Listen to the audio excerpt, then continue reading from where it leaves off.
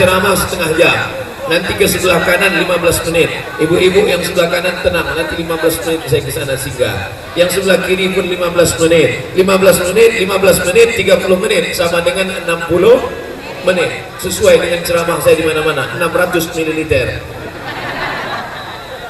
Saudara yang dimuliakan Allah Subhanahu wa taala, Bapak Ibu yang dimuliakan Allah Subhanahu wa taala, berbeda bahasa, berbeda suku, disatukan oleh sholat subuh. Kiblatnya satu, Ka'bah. Bahasa yang dipakai satu, bahasa Nabi Muhammad sallallahu alaihi wasallam. Allahnya satu, qul huwallahu ahad. Qurannya satu, kiblatnya satu, sholatnya satu, arahnya satu. Maka kita jaga persatuan, jangan sampai dirusak oleh perbedaan-perbedaan. Apalagi tak lama lagi ini sedang cuaca panas, suhu politik panas. Ingat, 17 April semuanya selesai, tapi persatuan kita tetap sampai akhir hayat, akhir zaman. Betul? Saya diminta berbagai macam. Ustaz, tolong nanti kalau ceramah jangan pakai jari, simbol-simbol jari. Makanya dari tadi saya begini aja. Ustaz, jari satu apa jari dua Pak Ustaz? Jariku 10. Jamaah sekarang sudah cerdas, jamaah sudah smart, jamaah sudah tahu, jamaah tidak bisa ditipu, jamaah tak bisa dibohongi, jamaah sekarang tidak lagi bisa dipoto, ditipu dengan baleho-baleho. Betul? Jamaah semuanya datang mau melihat kenyataan, fakta dan data. Dibuatlah baleho Ustaz Somad, dibuat ganteng, rupanya hitam legam. Masya Allah, gambar-gambar, ada gambar Pak Bupati, ada gambar Pak Wakil Bupati, ada gambar Pak Kapolres, tapi gambar saya yang paling besar. Apa maknanya? Begitu Forum Komunikasi Pimpinan Daerah Pasaman Barat ingin memuliakan Ustadz Somad, sudahlah orangnya kecil, gambarnya pula kecil, apa lagi yang mau dibanggakan? Maka biarlah orangnya kecil, yang penting gambarnya besar. Maka banyak jamaah yang kecewa, kusangka Ustadz itu besar, rupanya kecil. Yang penting suaranya besar.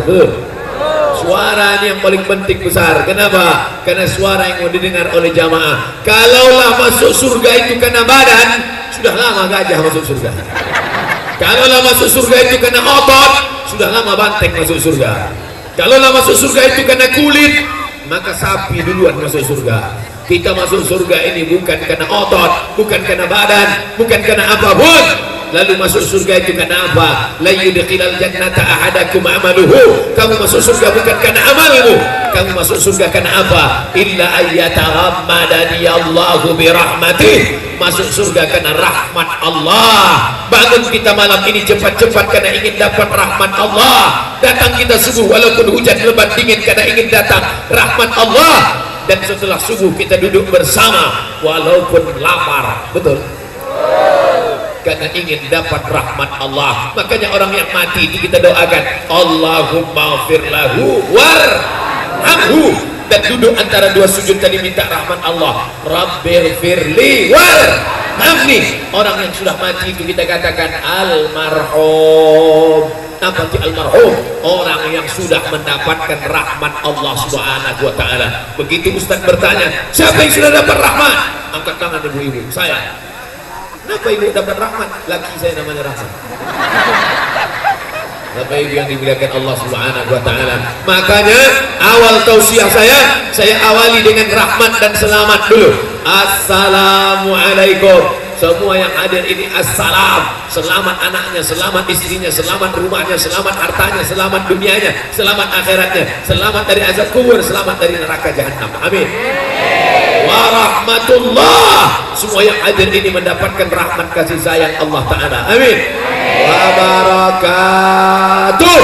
Berkah Pasaman Barat, berkah hartanya, berkah ilmunya, berkah keluarganya, berkah kerjanya, berkah jabatannya, berkah dunianya, berkah akhiratnya. Mudah-mudahan kita termasuk yang mendapatkan berkah itu. Amin. Maka satu hembusan nafas ada dapat 3. Assalam warahmatullah wabarakatuh. Orang hidup dapat 3, orang mati dapat 3, orang hidup dapat 3, orang yang sudah meninggal dunia pun dapat 3. Itulah mengapa salam itu dibagi 3. Salam yang pertama semua wajib menjawab, Assalamualaikum warahmatullah wabarakatuh. Salam yang kedua tak boleh dijawab. Itulah salam saya waktu jadi imam sholat subuh tadi. Assalamualaikum warahmatullahi. Tak ada bapak menjawab di belakang. Waalaikumsalam Pak Ustaz. Salam yang ketiga kita tak ingin mendengar jawabannya. Pulang dari Pasaman Barat, kami akan menuju Manggopo, akan menyampaikan tausiah di Pariaman. Dan ketika dalam perjalanan kami lewat di makam kuburan orang Islam. Assalamualaikum ya ala diyar minal mu'minin wa inna insyaallah bikum lahiqun ya Allah mustaqimin wal mustaqimin nas'alullah lana wa lakum wal afiyah. Lewat di makam kami ucapkan salam, tapi kami tak ingin mendengar jawabannya. Kalau sempatlah kami dengar Assalamualaikum ya ala kubur, waalaikumsalam. Tak jadi saya menyampaikan tausiah, mati pingsan kontan. Oleh sebab itu maka sudah mati pun kita tidak putus silaturahim. Pulang saya dari Pasaman, singgah di Manggopo, pulang ke Pekanbaru Riau, tiba-tiba orang Pasaman Barat dapat kabar Ustadz Somad yang ceramah subuh kemarin meninggal dunia. Apa kata orang Pasaman Barat? Memang sudah nampak kita tanda-tandanya.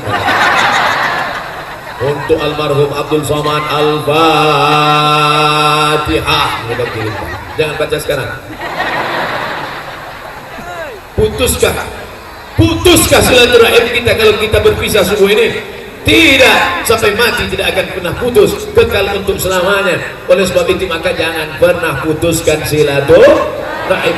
La yadkhulul jannah, tak masuk surga qati'ur rahim, orang yang memutus tali silaturahim. Silatu menempelkan, silatu merapatkan, silatu merekatkan rahim, kantong janin dalam perut perempuan. Orang Jawa, orang Minangkabau, orang Mandailing, tiga-tiga ini walaupun berbeda bahasa, berbeda sukunya, tapi dia tetaplah berasal dari perut yang sama. Itu perut rahimnya Hawa, istri Adam alaihissalam. Orang Jawa keturunan Adam, orang Minangkabau keturunan Adam, orang belum lagi kan janji dari 30 menit.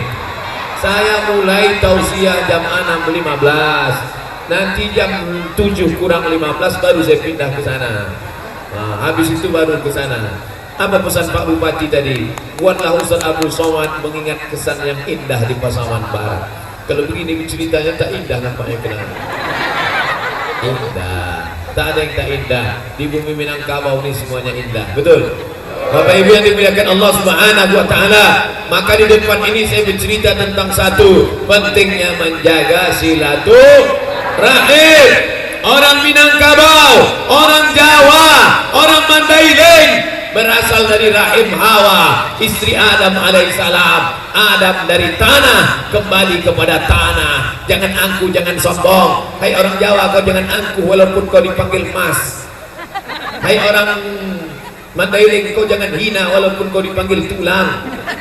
Karena kita semua berasal dari tempat yang sama, berasal dari rahim Hawa. Hawa istrinya Adam, Adam dari tanah balik kepada tanah. Sifat tanah itu bagaimana? Rendah. Sifat tanah itu bagaimana? Hina. Sifat tanah itu bagaimana? Hitam. Sifat tanah itu bagaimana? Bau, hitam, rendah, busuk, hina, hitam.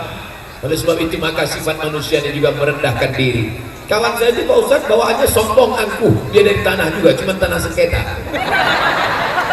Oke, nanti kalau nampak tetangga kawan sekantor nampak deh, kau ini bilang Ustaz Somad kemarin, tengok kau ini tanah sengketa.